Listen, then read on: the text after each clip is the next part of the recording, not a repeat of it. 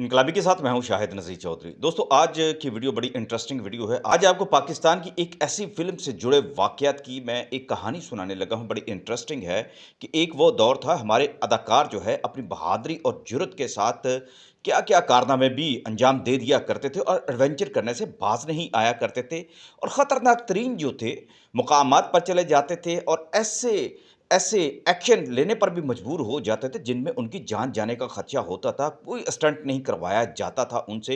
ये सिर्फ अदाकारों का अपना एक पैशन था। ये फ़िल्म थी जंगली 1958 में। इसकी कहानी मेरे मेंटोर अली सुफ़ियान आफ़ाकी साहब और हसन तारक साहब इसके डायरेक्टर थे। इन दोनों के ज़हन में एक ख़्याल आया कि अनोखी जो है फ़िल्म होनी चाहिए। सबसे पहले तो मैं आपको ये बता दूँ कि जंगली फ़िल्म पर इतने बाद में मसाइब नाज़िल हुए कि ये रिलीज़ नहीं हो सकी थी, लेकिन उससे जुड़े वाक़यात आज भी जो है वो तरोताज़ा नज़र आते हैं अगर उनको दोहराया जाए। आफ़ाकी साहब, चूँकि मैंने उनके साथ 25 साल काम किया, फैमिली मैगज़ीन नवाए वक़्त में मेरे मेंटोर थे, मेरे उस्ताद थे, तो इसलिए वो बहुत सारे वाक़यात हमें सुनाया भी करते थे। इसके बारे में उन्होंने बड़ी तफ़सीली जो है एक दास्तान भी लिखी थी कि जंगली फ़िल्म बनाने के दौरान उन पर क्या-क्या मुसीबतें जो थी नाज़िल हुई थी। आज की वीडियो में मैं अदाकारा नीलू की आपको कहानी सुनाने लगा हूँ कि क्या कमाल की अदाकारा थी पाकिस्तान की, इंतहाई जुर्रतमंद, हंसमुख, ज़िंदा दिल। मुशर्रत नज़ीर के बाद अगर देखा जाए ज़िंदा दिली, शरारतों के हवाले से, तो ये नीलो बेगम थी। मासूमाना चेहरा और जो फिर उनके अपना एक शख्सियत थी नीलो की, वो बेमिसाल थी। आपको मैं चूँकि जंगली की बात सुनाना चाहता हूँ, जंगली से मंसूब उनका जो वाक़या है वो मैं आपको सुनाना चाहता हूँ। वाक़ साहब कहा करते थे कि हमने इस फ़िल्म की शूटिंग जो है सुंदरबन में जो है रिकॉर्ड करने का, फ़िल्म बंद करने का प्रोग्राम बनाया। ये एक बड़ा ख़तरा था, वहाँ शेरों की बस्तियाँ थी। शेर ज़ाहिर है बड़े-बड़े दरिंदे, चीते और रीछ और हर तरह के जानवर जो थे सुंदरबन के जंगलात में मौजूद थे। वहाँ अपने दौर के बड़े-बड़े जो है हिंदुस्तानी और ख़ुद अंग्रेज़ शिकारी भी जाकर सुंदरबन के जंगलात में शिकार किया करते थे। ये मामूली बात नहीं थी। अंदर जो हीरो के तौर पर अलाउद्दीन को कास्ट किया गया और हीरोइन के तौर पर नीलो थी और ये बड़ी एक मुनफ़रिद कहानी थी। अगर मैं कहानी सुनाने लगा, उसका ख़ुलासा आपको सुनाया, तो फिर आपकी ये जो आज की वीडियो है लंबी हो जाएगी। तो इसलिए मैं आपको मुख्तसर नीलो का वाक़या ही सुनाना चाहता हूँ।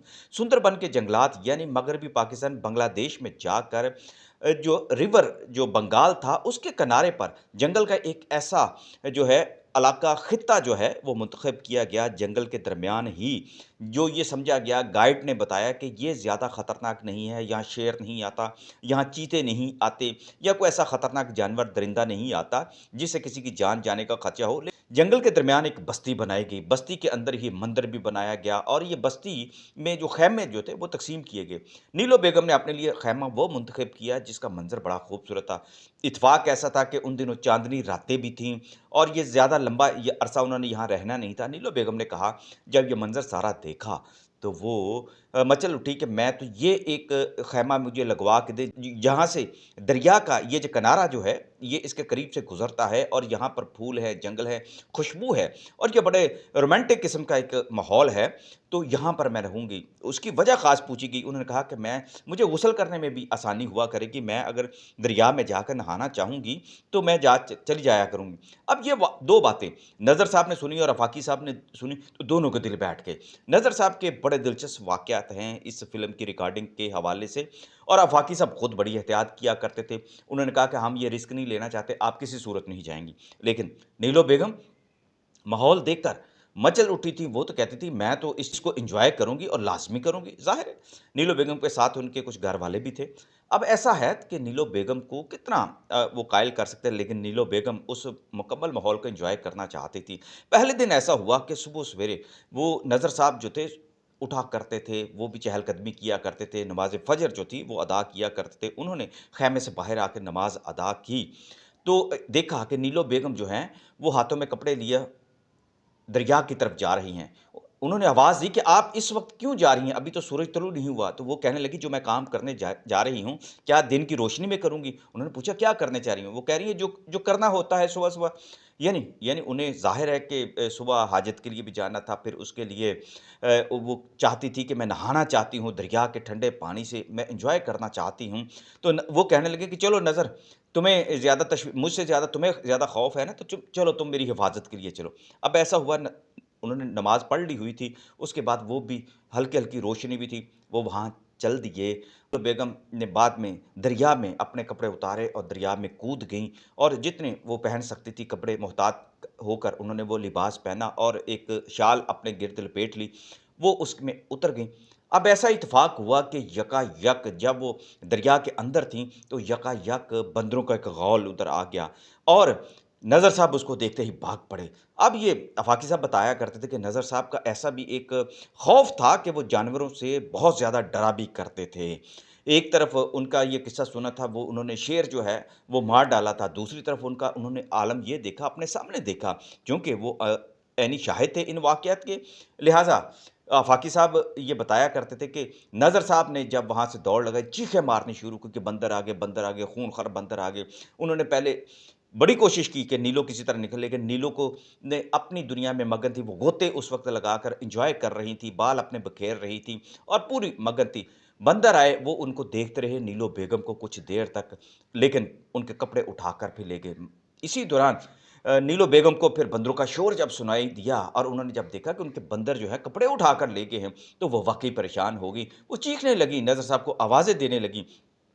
अब नज़र साहब जो थे, वो उनके भाइयों की तरह थे, बड़ा उनके साथ ताल्लुक अच्छा था, बाद में भी बड़ा अच्छा घरेलू ताल्लुक जो था, उनकी महफ़िलों में भी नीलो बेगम जाया करती थी, घर के अंदर जितनी भी महफ़िलें हुआ करती थी, तो लिहाज़ा ताल्लुक बहुत अच्छा था नज़र साहब के साथ नीलो बेगम का।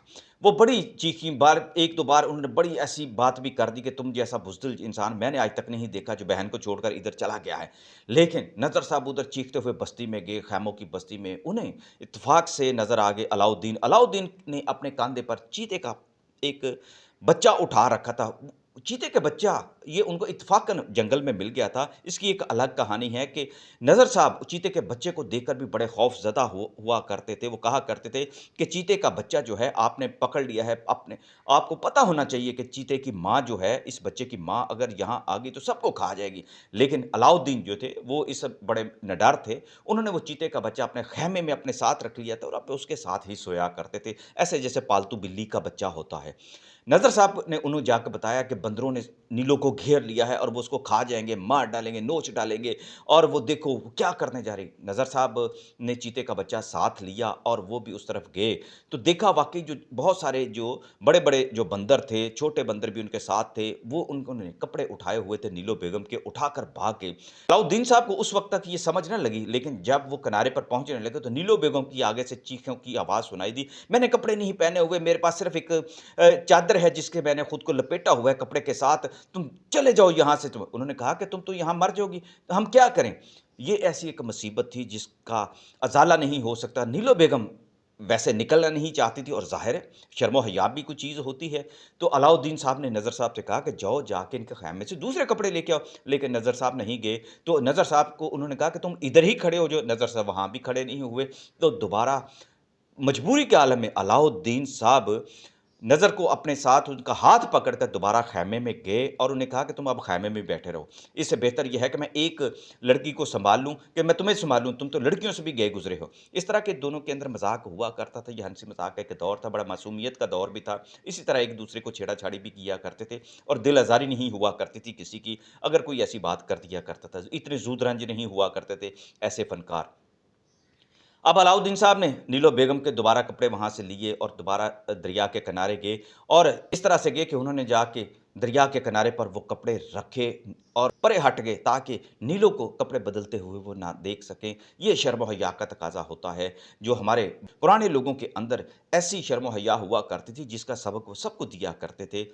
और नीलो बेगम ने कपड़े पहने और ये वाक़या जो था फ़ाक़ी साहब सुनाया करते थे। उसके बाद हमने नीलो से कहा कि वो बाज़ आ जाएँ, इस तरह के एडवेंचर ना करें, जब जाएँ मुहाफ़िज़ साथ ले जाएँ या कोई ऐसा बंदोबस्त किया जाए कि आपको दरिया का जो है, जो नज़ारा भी आप कर लें, वहाँ पे आसानी से नहा भी लिया करें। लेकिन नीलो बेगम ने कहा, मैं तो अपनी मर्ज़ी करूँगी और वो जितने दिन वहाँ रहीं, वो जब भी उनका दिल चाहता, जाके दरिया में कूद जाया करती थी, लेकिन अपने साथ फिर वो अलाउद्दीन को ले जाया करती थी।